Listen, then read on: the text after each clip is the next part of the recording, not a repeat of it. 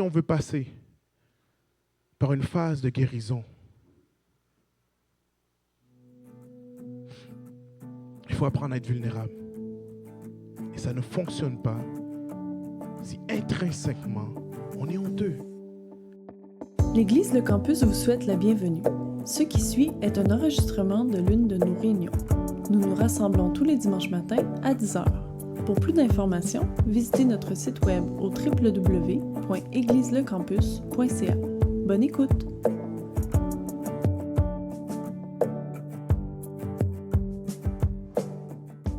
On est dans la série En transit.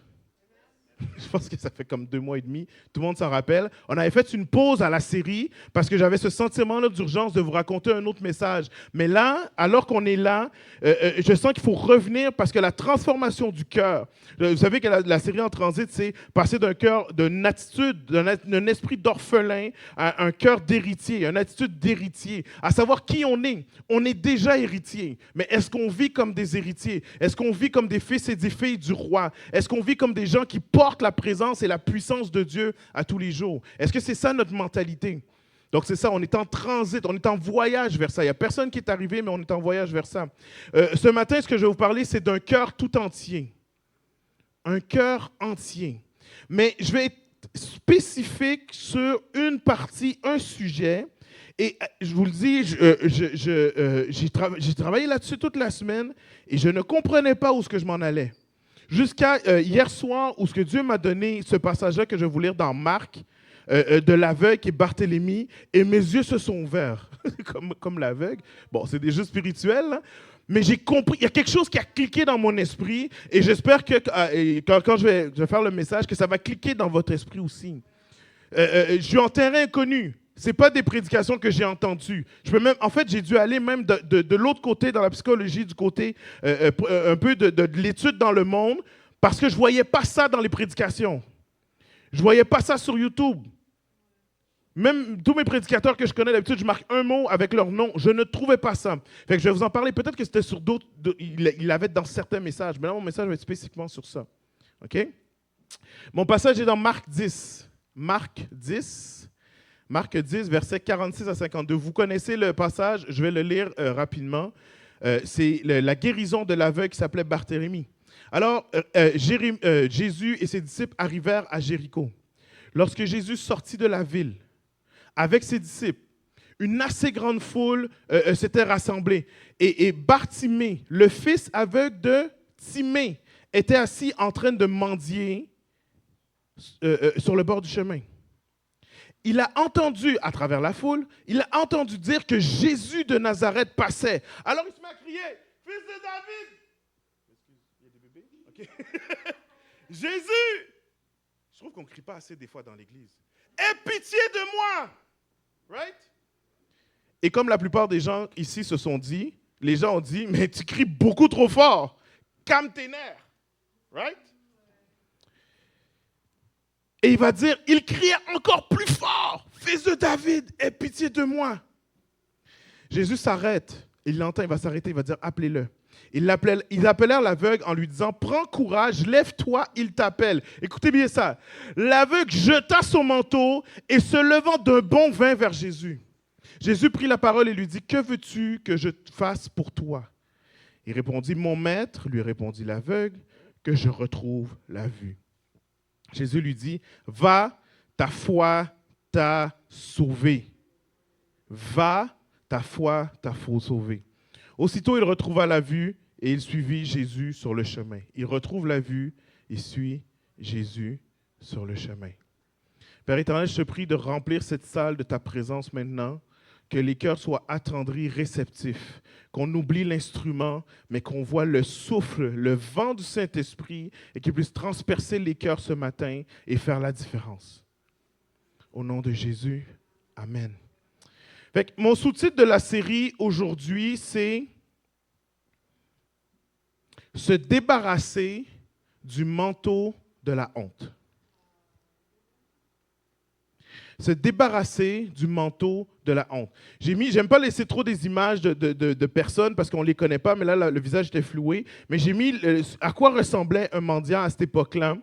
Ils avaient un manteau qui était... Parce qu'un manteau comme ça, ne serait-ce en fait, la plupart du monde n'avait qu'un seul manteau, qu'un seul tissu assez épais, genre de cuirette qu'ils mettaient par-dessus pour quand les nuits étaient fraîches en Israël.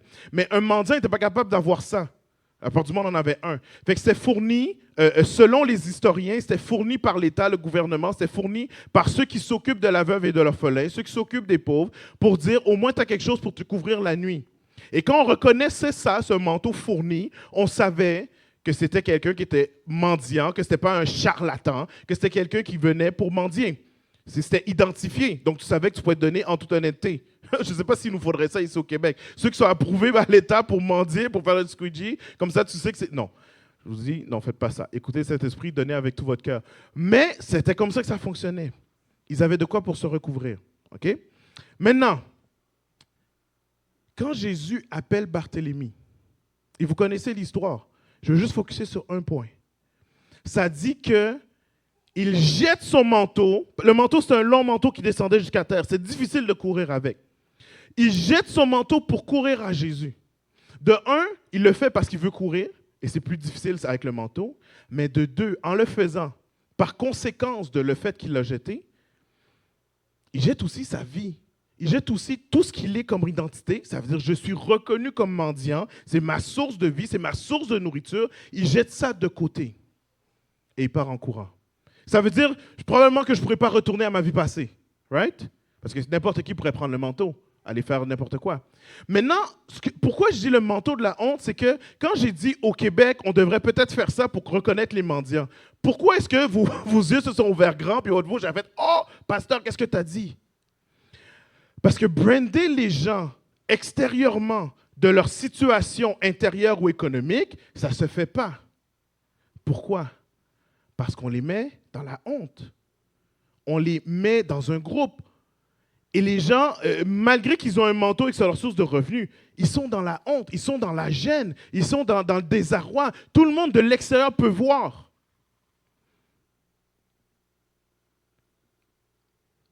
Et Dieu me parlait de ce manteau. Pas ce manteau juste économique, pas ce manteau de change ta source de revenus, pas juste ce manteau de change quitte ton ancienne vie, va à ta nouvelle vie. Non, ce manteau de la honte. Maintenant, je vais expliquer parce que, comme je vous dis, j'ai jamais entendu nulle part personne prêcher sur la honte. Jamais. Alors, on va définir les mots pour que tout le monde comprenne. Et après ça, vous allez voir, une fois qu'on a défini les mots, ça va aller vite. Qu'est-ce que la honte? Qu'est-ce que la honte? Première chose que je vais vous demander. De quoi on va parler? J'ai été chercher les définitions communes qu'on retrouve dans le réseau social, le réseau de la santé. Là, dans ce cas-ci, j'ai pris une citation qui était sur le passeport santé mentale. Donc, c'est quelque chose qui est dans le commun du mortel. Okay? Ça vous va? C'est une définition normale.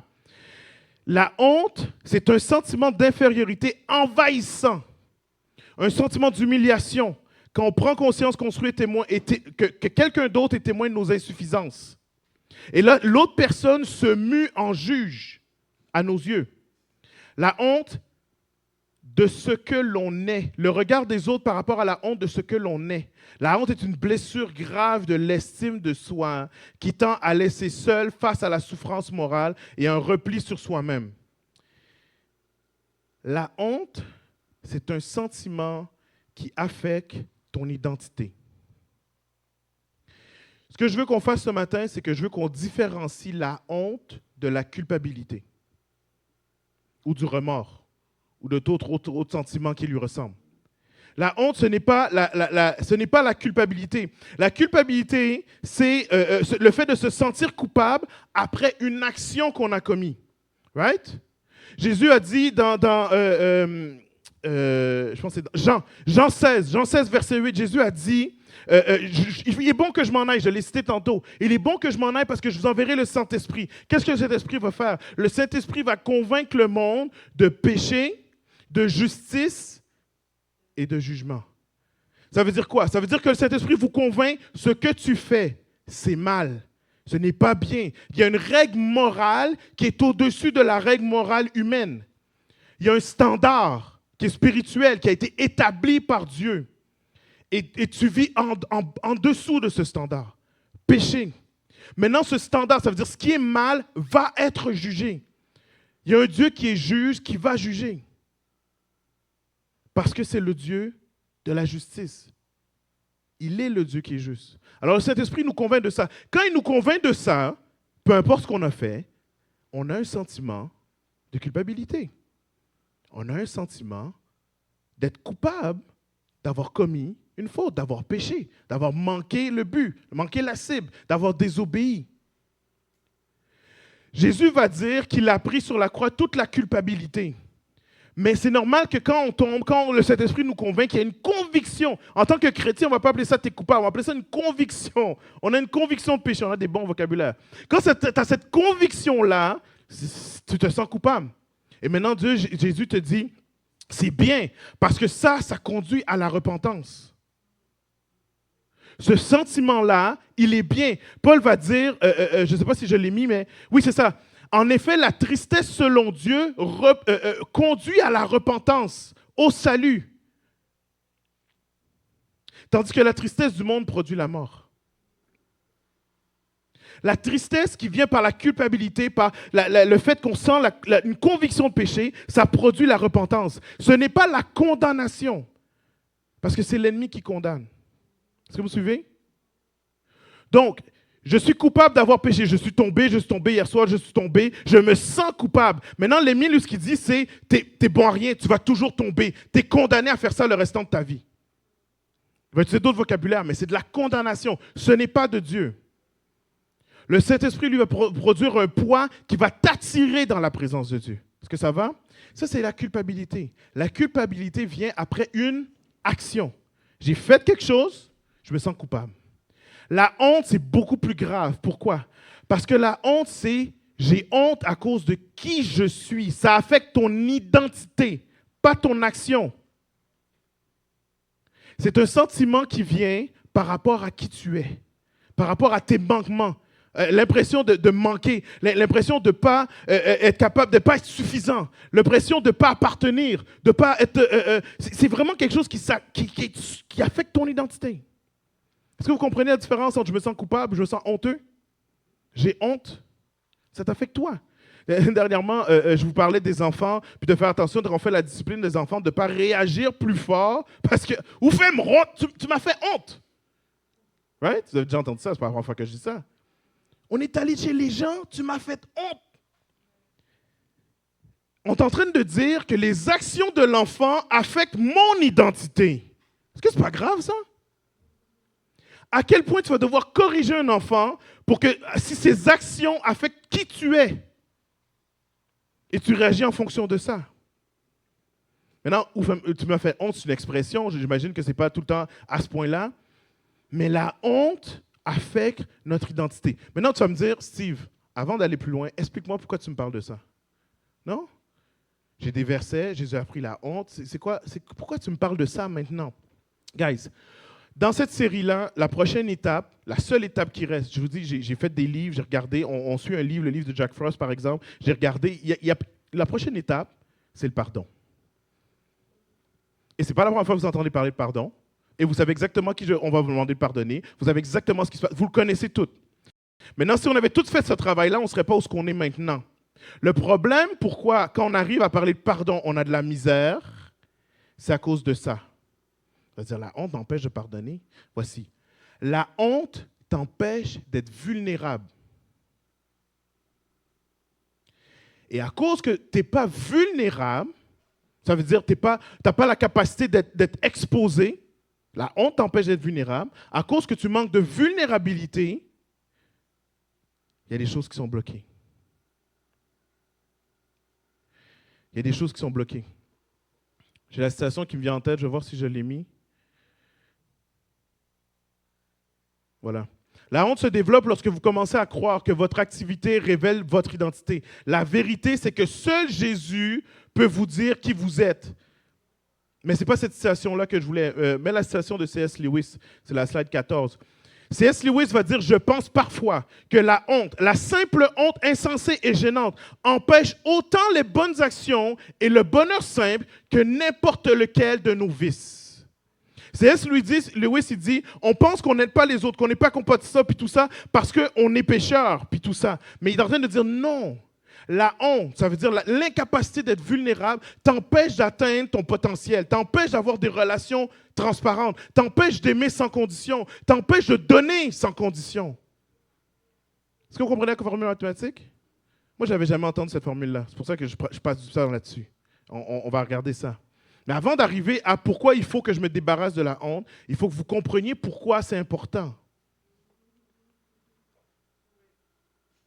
Quand j'ai dit tantôt, on ne crie pas assez, j'aurais pas à dire ça, parce que quand on va se mettre à crier, il va falloir que je chasse. Mais quand j'ai dit tantôt, on ne crie pas assez dans l'Église, on a de la misère à s'exposer devant Dieu. Souvent, on va dire, mais c'est parce que moi, je suis un être composé, serein, je suis calme.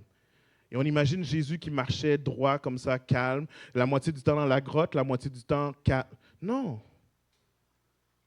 La réalité, c'est qu'il y a des choses qu'on ne peut pas faire parce qu'on aurait honte. On se sentirait humilié de dire, de parler, de confesser. On aurait honte. Le but ultime de ce que je suis en train de vous dire, c'est d'arriver au verset de Jacques.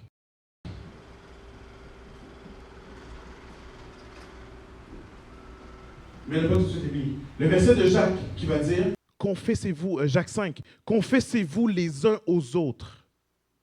Combien ici sont dans leur tête, ils sont convaincus, quand je viens à l'église, c'est pour me confesser les uns aux autres. On va se confesser ensemble. On va se mettre ensemble, là, puis on va se confesser, on va se dire nos pires péchés. Je fais une réunion comme ça, puis c'est ça le but de dimanche prochain. Tout le monde est malade. Tout le monde est absent. Tout le monde a un rendez-vous chez le médecin, chez le dentiste. Pourtant, Jacques dit que c'est la voie de la guérison. Il parle de guérir les malades et il dit confessez-vous. What? On ne peut pas arriver là, on ne peut pas vivre ça. Beaucoup, je parlais dernièrement à des personnes, puis on parlait de la première église. Tout le monde rêve de vivre ce que la première église a vécu. Personne ne rêve de finir martyr, mais tout le monde veut voir la première église. On n'est pas comme la première église. Mais vous savez ce qu'il y avait de particulier dans la première église? C'était ça. C'était commun de se confesser les uns aux autres. Pourquoi? Parce que c'est Jésus qui a fait de la différence. Donc, ce n'est pas mon identité. Mon péché, ce n'est pas moi. Avant d'arriver là, il faut être vulnérable. Complètement vulnérable. Vulnérable. Pour être vulnérable, il faut bannir et chasser à tout jamais le sentiment de honte. À chaque fois qu'il vient, à chaque fois qu'il revient, à chaque fois qu'il refait surface. Se fier sur les versets que je vais vous dire pour mettre la honte de côté. Mettre la honte de côté. Est-ce que vous comprenez où est-ce qu'on s'en va? Mais à tous ceux qui l'ont reçu, à ceux qui croient en son nom, elle a donné le pouvoir de devenir enfant de Dieu. Quelle est votre identité? Je suis un... Ouh là là, je vous ai perdu, guys. Hé, dodo. Hé, les gars ont faim. OK. Quelle est mon identité? Je suis un... C'est votre identité, c'est qui vous êtes. J'espère que vous êtes conscient de ça. Vous êtes un enfant de Dieu. Okay? Maintenant, à cause de son sang, à cause que vous êtes enfant de Dieu, il vous a donné la possibilité de devenir une nouvelle créature. Donc, écoutez bien la promesse qui avait été faite. Ça, c'est dans Ésaïe, alors que Ésaïe parle, prophétise sur Sion qui va être restauré. Ça veut dire sur l'œuvre que Jésus va faire. Il va dire, ne crains pas car tu ne seras pas... Ok, vous dormez. Ne craignez pas car tu ne seras pas... Tu n'auras pas honte. Tu ne seras pas honteuse, ne te décourage pas, car tu ne seras pas déshonorée. Car tu oublieras la honte de ta jeunesse et tu ne te souviendras plus de l'opprobre de ton veuvage. Il est en train de te promettre que la peur de la honte, ça va être fini.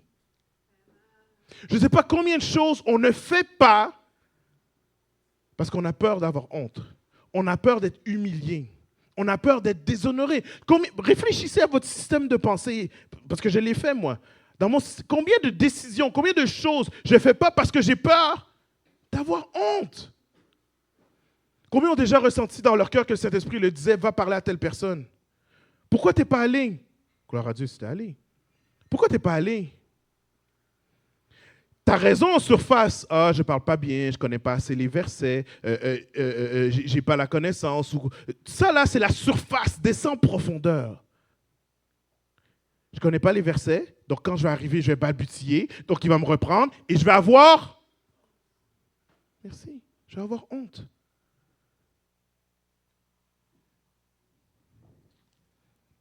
Quand on descend, il y en a qui vont dire, je suis gêné. Mais c'est quoi la gêne?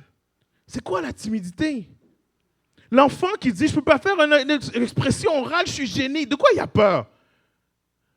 Il a peur d'être humilié. Le rêve, le classique, là, de je m'en vais à faire une leçon orale, puis après je me descends dans mon rêve, puis je me rends compte que je n'ai pas de pantalon. C'est quoi ça? C'est quoi le sentiment que ça vient? C'est la honte. C'est pas de la culpabilité. Ah, j'ai parlé, puis j'ai mal parlé, ou j'ai menti. Non, c'est de la honte. Ça a fait quitter. À partir de ce jour, les gens vont toujours m'imaginer sans pantalon. J'ai honte. Le problème, c'est la honte. Quand tu descends, l'émotion primaire, c'est la honte. Guys, dans les recherches que je regardais, les choses psychologiques, puis tout ça, ils disaient, la honte, c'est un des sentiments primaires. Pourtant, je n'entends jamais parler de ça. C'est un des sentiments primaires qui affecte l'identité. Aussi fort que la colère, la haine, et aussi fort que la joie, l'exubérance. Romains 9 va dire, comme il est écrit, je mets dans Sion une pierre qui fait un obstacle. C'est quoi la pierre qui fait l'obstacle? Mes étudiants de la parole, relisez le verset. Je mets dans Sion une pierre qui fait ça, un rocher propre à faire trébucher. Merci. Mais celui qui croit en lui ne sera pas couvert de honte. Comprenez bien, Jésus n'est pas venu juste pour enlever la honte du monde. En fait, soit tu as deux côtés. Tu as un côté où ce que Jésus enlève la honte, mais tu as un autre côté où Jésus crée la honte. Est-ce que vous me suivez? Jésus est une pierre qui va faire trébucher. Ça veut dire que la honte va être forte si tu ne recherches pas Jésus. Le sentiment de culpabilité t'amène à la repentance, mais si tu refuses la repentance, Jésus va être un sujet d'opprobre. Un sujet de jugement pour toi. Parce que j'ai mis devant toi qui je suis, j'ai mis le sacrifice, j'ai mis la porte ouverte. Maintenant, décide d'aller vers la repentance afin de ne pas vivre la honte. Est-ce que vous me suivez? On va passer la citation de C.S. Lewis, je vous l'ai déjà dit. Maintenant, quelle est la solution du monde contre la honte? Parce que je vous ai dit, tout ce que j'ai recherché sur la honte, c'est dans les choses de personnes qui n'étaient pas chrétiennes. C'est des TED Talks, c'est des gens qui ne sont pas du tout chrétiens, qui parlent de la honte et à quel point ça affecte. Maintenant, la Bible nous dit, c'est spécial, la Bible nous dit la solution que le monde emprunte. Leur fin sera la perdition, leur Dieu sera leur ventre, et ils se glorifient de leur honte. Allô? Est-ce qu'il y a quelqu'un qui a des images dans sa tête? Ils se glorifient de leur honte. Ça veut dire ce qui est péché et qui est honteux, maintenant c'est célébré. Ça veut dire, j'ai tellement de sentiments de honte, je me sens tellement mal dans le fond. Tu sais quoi? Là, je vous l'ai dit tantôt dans la phrase de définition de la honte. La honte, c'est quand l'autre devient juge. C'est ça la honte. La réalité, c'est que tu perçois l'autre comme un juge. En fait, c'est ton identité qui est affectée. Fait que tu ne peux pas vivre avec toi-même. Mais tu le passes sur l'autre. L'autre me juge. Et donc, à partir de maintenant, je vais vous dire, ben moi, j'en ai pas honte. Mon péché, je vais le standardiser, je vais le célébrer, je vais le glorifier. J'ai pas honte, j'ai pas honte. J'ai pas honte. J'ai même pas besoin de vous dire de quoi je parle. Vous savez de quoi je parle. Je n'ai pas honte. Et même, je vais tellement le glorifier que ceux qui ne sont pas là-dedans, c'est eux autres qui sont bizarres.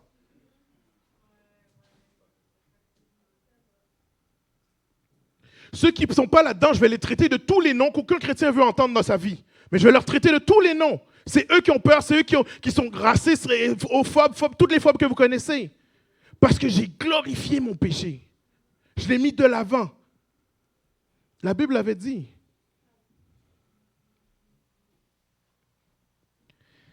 À la base, c'est un sentiment de honte qui est exacerbé. Le sentiment de honte, ce n'est pas quelque chose que tu peux virer de côté comme la culpabilité. Ça vient t'affecter en dedans parce que ça affecte ton identité. Les psychologues ont dit que la honte crée à son extrême des comportements comme de l'automutilation, des tendances suicidaires, la dépression. Pourquoi? Parce que c'est avec toi que tu es mal. Il n'y a rien d'extérieur qui va changer ça.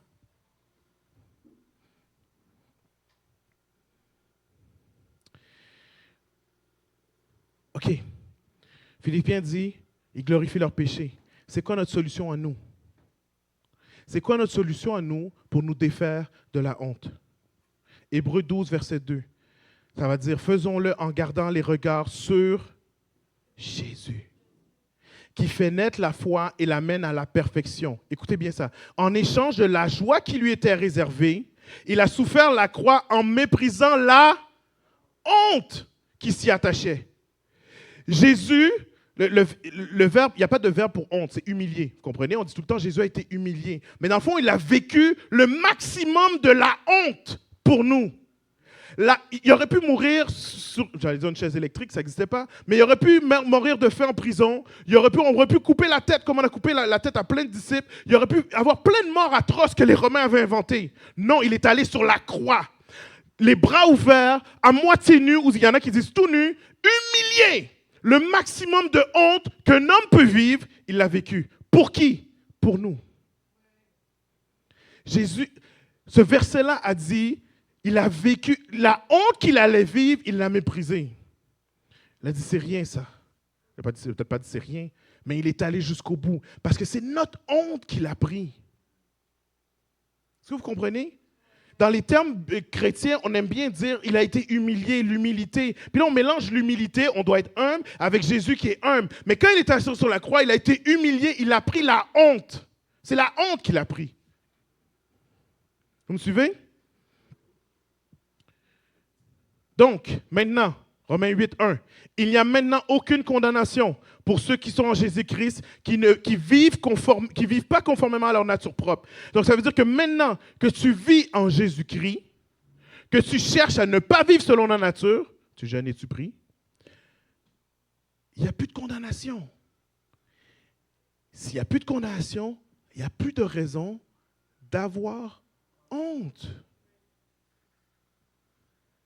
Jésus, étant le juste juge, ayant mis le standard, la ligne directrice, il a dit, si vous n'êtes pas de mon côté, si vous ne passez pas par la repentance, vous serez dans la honte. Mais si vous êtes repentant, si vous marchez conformément à ma nature et non pas à la nature pécheresse, il n'y a aucune raison d'avoir honte. Il n'y a pas de honte.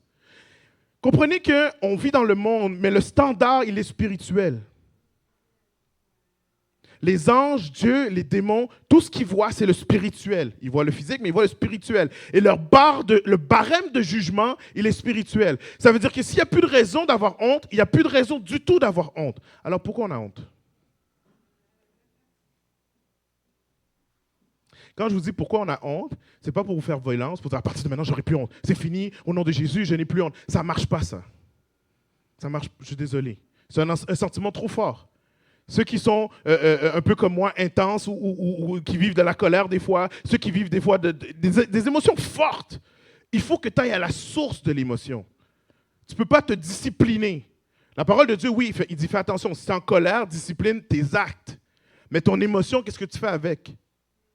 Si tu ne retournes pas à la source, et c'est ça le but de cette série-là, si tu ne retournes pas à la source, la honte sera toujours là. Maintenant, j'ai parlé de, quand tu fais une expression orale, quand tu dois aller devant les gens, quand tu dois parler à l'extérieur, tu as honte, tu ne veux pas avoir honte, fait que tu ne le fais pas. Beaucoup, si ce n'est pas moi-même, on marche constamment dans la honte. C'est pas à cause que j'ai une tâche à faire. C'est parce qu'à l'intérieur de moi, il y a quelque chose qui est brisé, il y a quelque chose qui est affecté et je suis honteux. J'ai honte de mon passé. J'ai honte de mes réactions, j'ai honte de qui je suis. Qui je suis qui me fait faire ça, j'ai honte de ça. Il n'y a pas personne qui a besoin de me juger. Moi-même, j'ai honte.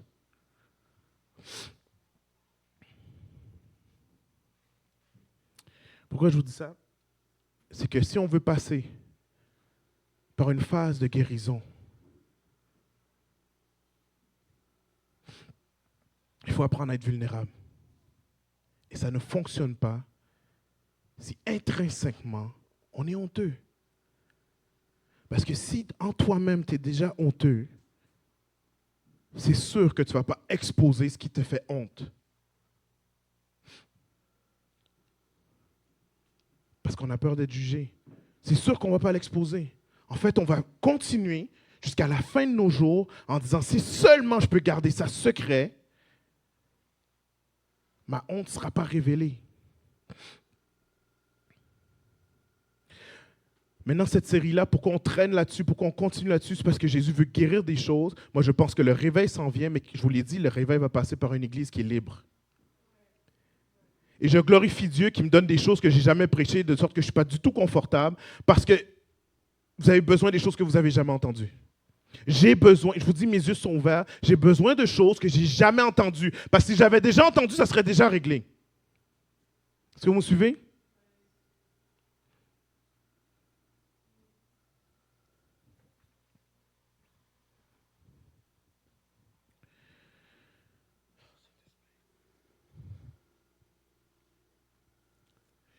Je veux aller au-delà des versets, parce que là, j'ai exposé, la théorie, j'ai exposé ce que Jésus a fait pour nous.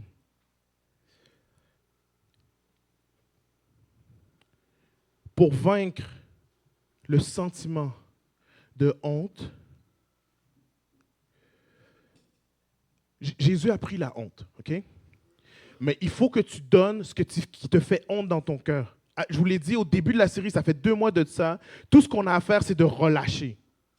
Ce qui nous fait mal, ce qui nous a causé de la honte. Des fois, c'est des choses que les autres ont fait. On était victimes à 100%, mais on a honte.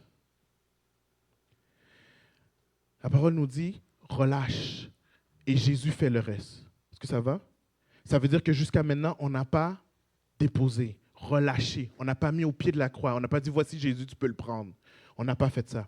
Maintenant, je vous dis que pour faire ça, ça prend du courage. Mais écoutez bien qu'est-ce que je veux dire par courage. Parce que courage, c'est pas dire, je vais foncer, je vais le dire, peu importe ce qui se passe, puis après ça, quand ça va mal, je suis encore plus tué, je suis encore plus ouvert.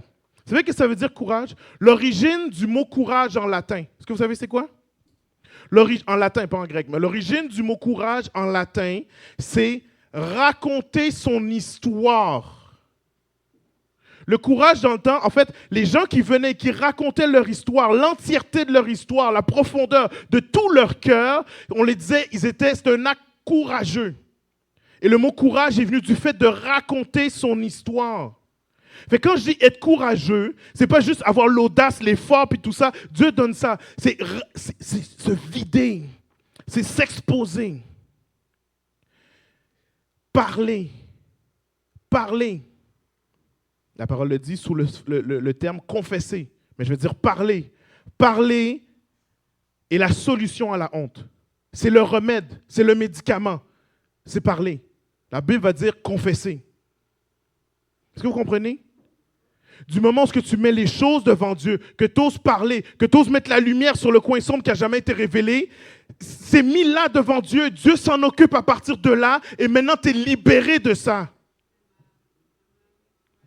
Les gens que vous voyez venir en avant faire des témoignages, il y a des millions de vues sur TikTok, sur YouTube, qui racontent des épisodes traumatisantes.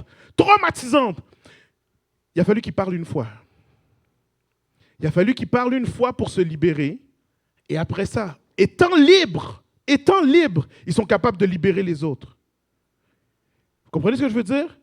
Étant libres, ils peuvent raconter leur trauma et dire, peut-être que tu as vécu ça, voici comment Jésus m'a délivré. Et donc, si on s'en va dehors évangéliser, et il faut qu'on y aille, faites-le tous les jours, faites-le avec vos voisins, faites tout ce que vous avez à faire. Mais si vous allez, qu'est-ce que les gens disent de l'Église? Guys, quand on parle de l'Église, qu'est-ce qu'on dit? Ils ne sont pas authentiques. Ils ne sont pas vrais. Right? Ne pas être authentique, ne pas être transparent, ne pas être vrai. C'est quoi le mot qui est dans la Bible pour ça? Hypocrite.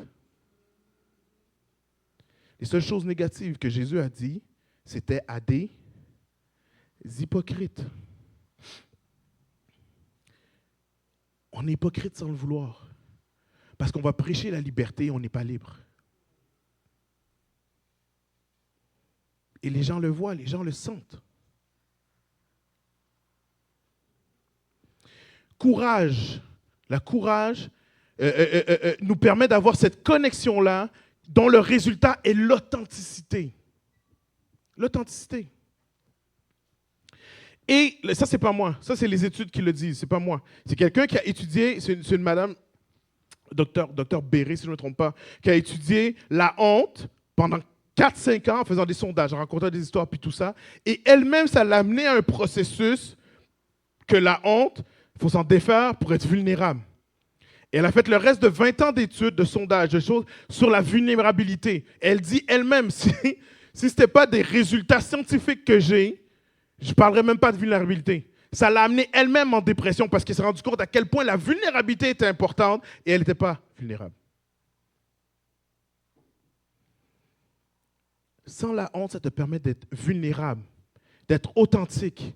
Et elle-même, elle va dire que la vulnérabilité, c'est la source de la joie, de la créativité, de l'appartenance et de l'amour. Elle va dire, ces choses-là passent par être vulnérable. La parole, il y a quelque chose qui m'a toujours bogué dans la vie chrétienne. La parole, je ne peux pas vous dire les versets, je ne les ai pas pris en note, mais faites-moi confiance aux paroles. La parole dit que vous êtes créés à l'image de Dieu. La parole dit que vous êtes les êtres les plus créatifs sur la surface de la terre.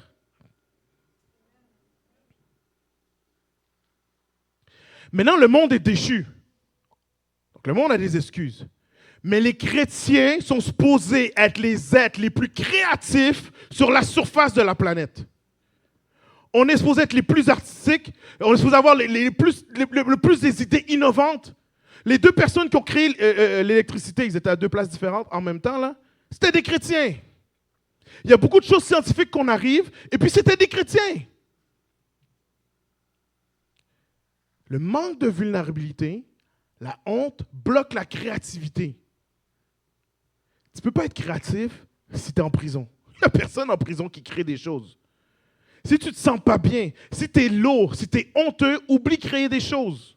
Est-ce que vous me suivez?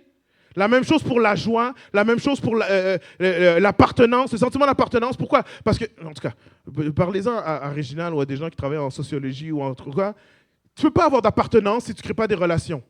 Tes relations sont teintées quand tu n'es pas authentique.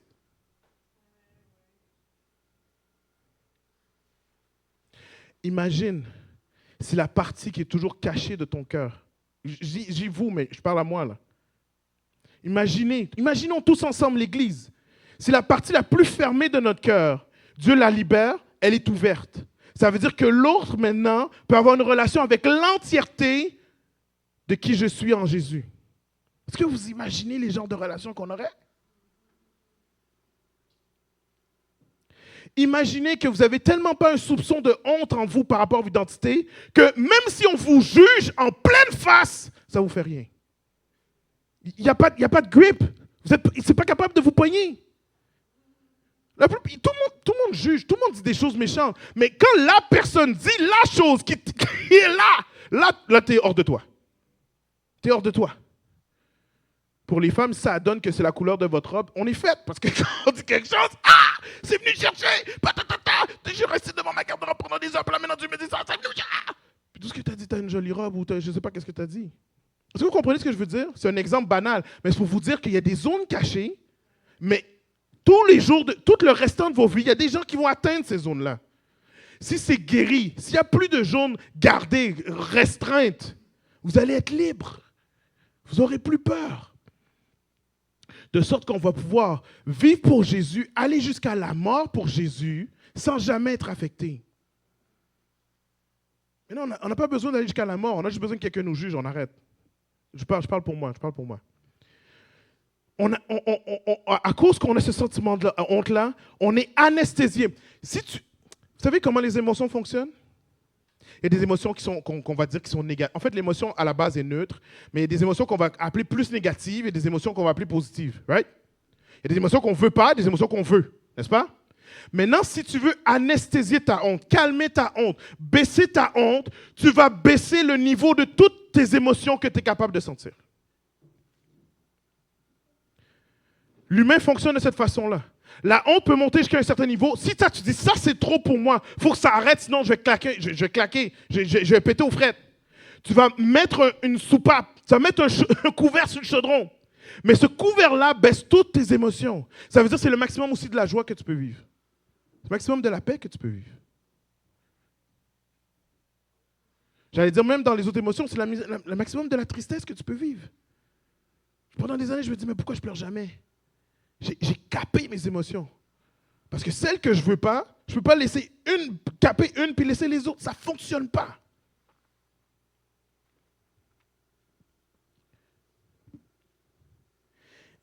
Et donc, on a besoin, au lieu je continue la thèse pour que vous voyez complètement où ça va. Quand on capte nos émotions comme ça, quand on a des hontes comme ça, on va fixer nos points de vue, on va fixer nos choses. Ce que ça conduit, ce que la honte conduit finalement, c'est à la division. Parce que comme je vous dis, quand on a honte, l'autre se transforme en juge, même s'il n'a rien à voir avec nos sentiments. Est-ce que vous me suivez? L'autre se transforme en juge. Et donc, qu'est-ce que ça veut dire? C'est que le problème, c'est l'autre. Le problème, c'est l'autre. Comprenez? Parce qu'à mes yeux, l'autre devient le juge. L'autre est celui qui vient attaquer en dedans. Donc, c'est l'autre le problème. Quand tu vis honteux, quand tu as un sentiment de honte, quand tu manques de vulnérabilité, tu vas tout le temps blâmer les autres. C'est toujours la faute des autres. C'est toujours la faute des autres. Si ça ne fonctionne pas, c'est à cause d'un tel, c'est à cause d'une telle, c'est à cause de ci, c'est à cause de ça. Si ça ne fonctionne pas dans ma vie, la personne n'est même pas au courant, mais ça ne fonctionne pas dans ma vie, c'est à cause de elle, c'est à cause de ci, c'est à cause de ça dans mon passé, c'est à cause de elle, c'est à cause de ci. C'est normal parce que la honte, c'est un sentiment qui affecte ton identité et qui transforme les autres en juges, qui transforme les autres en étant la source de ton problème. Arrête de renvoyer la balle.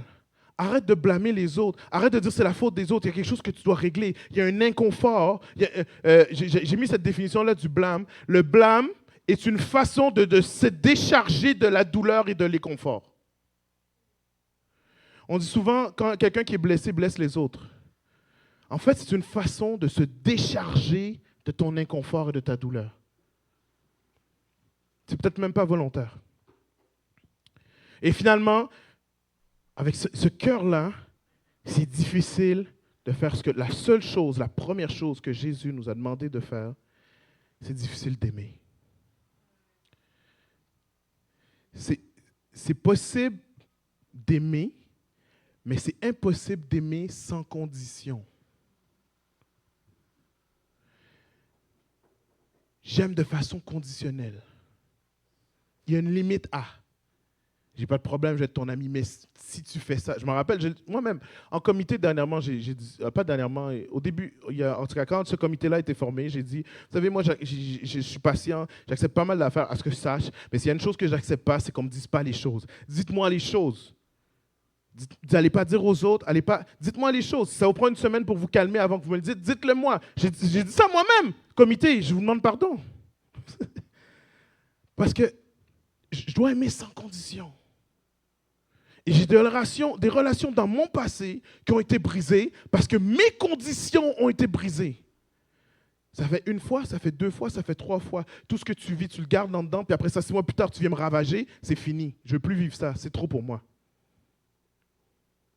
Je vous le dis, je suis honnête avec vous, je suis vulnérable. Ce n'était pas prévu, mais en tout cas, ça a brisé des relations parce que mon amour était conditionnel. Si on veut aimer sans condition, comme le Père nous demande d'aimer sans condition, il faut se libérer de la honte, de sorte que les gens, il n'y a pas une limite que s'ils atteignent ça, ou il n'y a pas un sujet, ou il n'y a pas une affaire. Si tu touches ça, c'est fini. En fait, il n'y a rien. Jésus, quand il a marché sur la terre, tout le monde lui a dit toutes les insultes qu'il pouvait inventer. Tous les commentaires, ils ont jugé tous les moyens. Comment il mangeait, comment il buvait, comment il dormait, où il dormait, comment il faisait, où est-ce qu'il mangeait, où est-ce qu'il allait. Imaginez quelque chose, ça a été dit à Jésus à cette époque-là. OK? Alors, on n'a pas dit t'es trop sur ton sel parce que ça n'existait pas. Mais imaginez tous les types d'insultes. Pourquoi Jésus était inébranlable? Il n'y avait aucune honte en lui. Aucune. Et pourtant, Jésus était au maximum, pas pourtant, mais justement, il était au maximum de la vulnérabilité. Au point où même lorsqu'il devait aller par le sacrifice, écoutez bien là ce que je vais vous dire, il devait aller sur la croix. C'est pour ça qu'il est venu sur la terre. Okay? Mettez-vous dans ses places. Je suis parti du ciel, je suis venu pour le sacrifice. Je savais exactement par quoi j'allais passer. Et maintenant, je viens de dire à 3 personnes, écoute, ce que je vais vivre, c'est trop pour moi. Peux-tu prier avec moi, s'il te plaît? Moi-même, j'aurais honte. Je dis, mais je suis venu pour ça, guys. Checkez-moi, je m'en occupe. Si tu savais seulement ce que je fais pour toi. C'est tout, parce que je suis venu pour ça.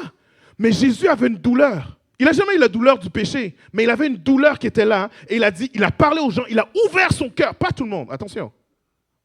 Mais il a ouvert son cœur à 3 personnes, Jésus. Jésus qui pendant 3 ans enseignait les gens pour dire voici ce que vous devez faire, voici comment vous devez agir, voici. Maintenant il prend des gens pour dire c'est dur pour moi. Pas de honte, le maximum de la vulnérabilité.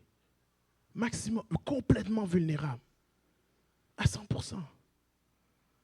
Ça devait être super d'être la mère de Jésus pour de vrai. Ou le père de Jésus. Ce travail-là qu'on va faire, ce travail-là que Dieu nous amène à faire, ça va nous libérer. Et l'intensité de la joie qu'on peut vivre, de l'amour qu'on peut vivre, l'intensité dans nos relations, l'intensité dans nos dons, l'intensité dans notre vie chrétienne va bondir. Bondir.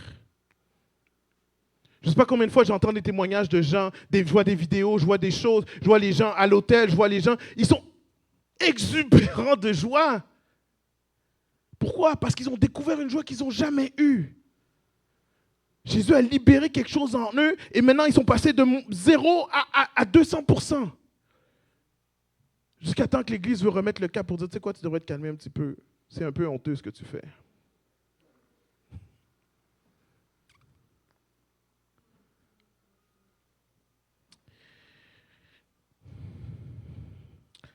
Cette semaine, quand j'ai eu le déclic, samedi, j'ai arrêté. En fait, j'ai pas eu le choix d'arrêter de prier, de demander pardon. Seigneur, à quel point on n'a pas compris. À quel point on n'a pas compris. À quel point à chaque fois, depuis le début, on a commencé à serrer, on a dit on n'est pas vraiment libre, on est emprisonné. Mais dans le fond, jamais, dans les 2 derniers mois, j'aurais pensé que la honte, c'est un problème. Est-ce que vous me suivez? La honte, c'est quelque chose qu'on vit quand il nous arrive une activité. Ah, on a eu honte. J'ai eu honte. J'étais assis sur une chaise, ça a cassé pas. J'ai dit, je vais manger de la salade, j'ai eu honte. C'était ça pour moi, la honte. Est-ce que vous me suivez? Mais si c'était ça, la honte, pourquoi Jésus a dit, j'ai pris votre honte? Ça sert à quoi qu'ils disent honte? Le mot honte, ce n'est pas notre honte. Prends notre culpabilité, notre condamnation. Non, il a dit, j'ai pris votre honte. Ce n'est pas juste un sentiment qui arrive de temps en temps. C'est quelque chose qui nous affecte au plus profond. Et même le monde séculier le sait. Maintenant, ils n'ont pas la solution, mais on l'a. On l'a, la solution.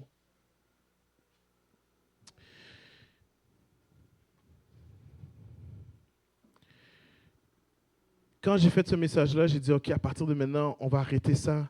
On va devenir, quand je vais avoir lâché cette vérité-là comme une bombe, comme ça m'a affecté comme une bombe, je vais lâcher cette vérité-là. L'Église va vouloir tout se confesser. Ça va être incroyable. Puis ce matin, alors que j'étais en train de prier, j'ai réalisé, en fait, Dieu me parlait, puis c'est comme, non, pas vraiment. Comme toi, est-ce que ce soir-là, t'es prêt à te... Je dis, ouais, pas vraiment, mais j'étais un peu dans les illusions, OK? La réalité, c'est que ça va prendre un travail du Saint-Esprit, et ça va prendre du courage, un effort de nous. Oui, ça va prendre qu'on raconte quelque chose. Je ne sais pas c'est quoi. Peut-être que vous ne savez même pas encore vous-même c'est quoi. Peut-être qu'il y a un cœur à cœur qu'on doit avoir. On ne sait même pas encore c'est quoi. Ça va prendre quelque chose. Et donc, ça ne sert à rien de vous mettre en cercle là puis de dire, voici maintenant, racontez votre vie et du courage. Ça ne sert à rien parce que ça serait humainement essayer de faire quelque chose. Fait que ce que j'ai reçu là, c'est qu'il faut que je prie pour vous. Et quand je dis il faut que je prie pour vous, je suis juste l'instrument du Saint-Esprit, OK? Mais je veux prier pour vous, je veux prophétiser sur vous. Et puis une fois qu'on a prié pour d'autres personnes, je veux que d'autres personnes viennent prier sur vous. Je veux qu'on se prie les uns sur les autres et qu'on déclare que c'est le début de la fin. Qu'on prophétise à partir de maintenant ma marche honteuse, ma marche dans la honte, ma marche dans mon identité qui est cachée, mon côté caché, mon style caché, c'est fini ça. On veut déclarer qu'on s'en va vers une transparence ultime. Est-ce que vous savez ce que je veux dire? On s'en va vers une libération ultime. On s'en va vers la légèreté ultime, 100% vulnérable. Je vous le dis, puis c'est comme un rêve. Mais c'est ça le miracle de Dieu. Le miracle de Dieu, ce n'est pas juste des jambes qui reposent, des aveugles qui voient. Le miracle de Dieu, c'est nous qui est libérés et transformés. C'est ça le miracle de Dieu. Qu'on appelle la puissance du Saint-Esprit. Que le Saint-Esprit, le divin chirurgien des cœurs, nous amène sur un chemin de libération, un chemin de transformation. Les gens vont voir la différence. On va voir nous-mêmes la différence. L'hypocrisie, ça va être fini. Tu sais quoi, je ne peux pas avoir cette conversation-là, je ne peux pas avoir cette relation-là. Tu sais quoi, ça c'est trop, ça devient trop intime pour moi. Ça va être fini. On n'a aucune idée des répercussions que ça va avoir. Il y a quelqu'un qui disait, les enfants qui grandissent et qui dans l'adolescence et dans l'adulte deviennent amis avec leurs parents, ils leur racontent tout. Ça commence à la table à manger à 5 ans. Et la personne, ce qu'elle disait, c'est qu'il faut qu'il n'y ait aucun sujet tabou à table. Dans ma tête, j'ai dit, ben oui, bien sûr, alléluia, gloire à Dieu, il n'y a rien de tabou chez nous.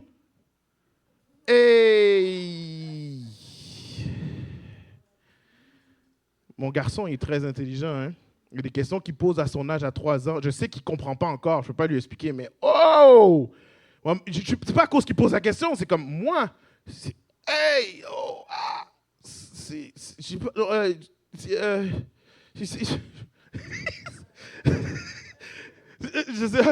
ça. Je sais pas. Non. Ça m'affecte, je ne sais pas quoi dire. Qu'est-ce que tu veux que je te dise? Puis là, je dis, mais pourquoi? Pourquoi ça m'affecte? Je peux blâmer mes parents, on a grandi comme ça, on a fait ça. Je peux blâmer la société, je peux blâmer les Haïtiens, le peuple, je peux blâmer la terre entière. Mais la réalité, c'est là que ça se passe. Il n'y a personne qui m'a dit, quand mon fils m'a posé la question, on ne parle pas de ça. On parle pas de ça. Personne ne m'a dit ça. Il y a quelque chose qu'il faut qu'il soit débloqué, débarré. Est-ce que vous comprenez? Je suis en train de vous dire que ce travail-là, va avoir un effet sur nos enfants. Tes enfants vont impacter le monde jusqu'à les 4... Tu ne seras plus là, ils vont continuer à impacter le monde. C'est maintenant que on fait la différence. Vous me suivez? Je veux compris.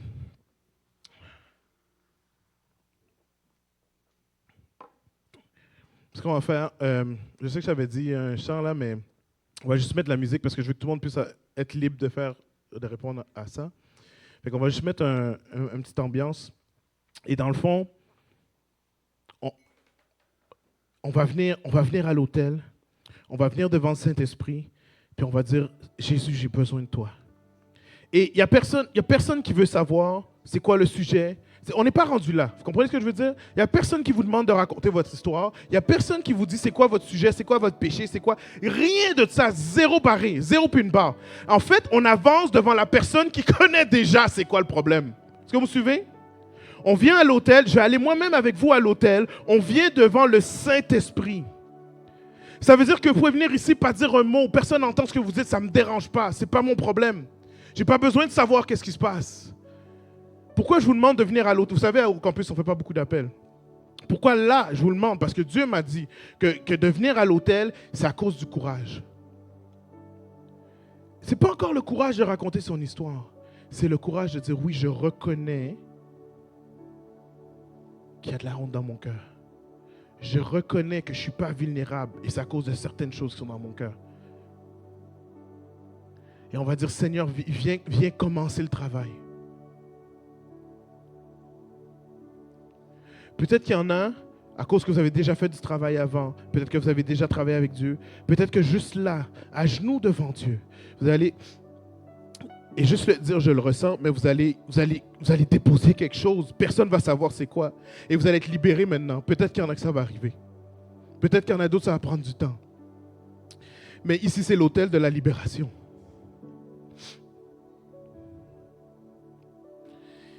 Jésus, tout ce qu'il nous demande, c'est de la foi. Des fois, c'est plus facile pour nous de payer 125$ de l'heure devant un thérapeute que de venir à l'autel puis d'avoir de la foi. Tout ce que cet esprit nous demande, c'est la foi.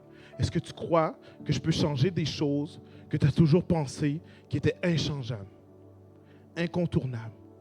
Je vous le dis, ça affecte votre identité. Fait que tu as toujours pensé que c'était qui tu étais. Tu as toujours pensé que c'était toi. Et cet esprit te dit, laisse-moi te montrer quelqu'un que tu n'as jamais connu. Toi-même. laisse-moi t'apprendre qui tu es. La personne que j'ai façonnée là dans la poussière, puis que j'ai placée dans le ventre de ta mère, laisse-moi te faire découvrir qui elle est, parce qu'elle n'est pas ce que tu penses. Elle n'a même pas les émotions que tu penses. Elle n'a pas les capacités que tu penses.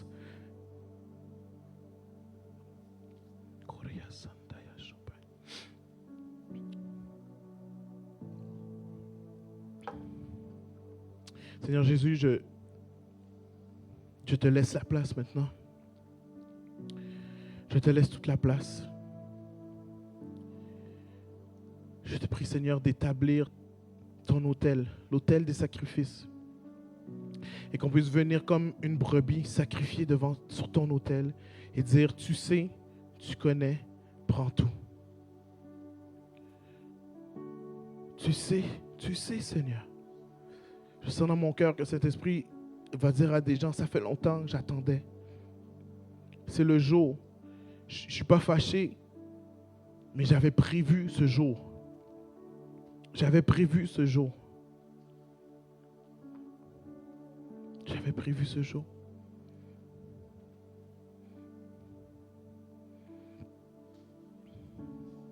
Je vais déposer le micro. Je vais ouvrir l'autel. Avancez-vous selon votre liberté. Et après, quand on aura fait quelques minutes, je pourrai passer, prier pour vous. Et d'autres personnes du comité leader fera passer aussi, puis prier pour vous. Mais c'est devant Jésus qu'on s'avance ce matin. Amen. Nous sommes heureux d'avoir pu partager ce moment avec vous. Nous vous invitons à vous joindre à nous dimanche prochain pour vivre un temps de célébration et d'échange avec des gens comme vous. En attendant, nous vous invitons à aimer notre page Facebook, le Campus MTL, et à visiter notre site web au www.égliseLecampus.ca.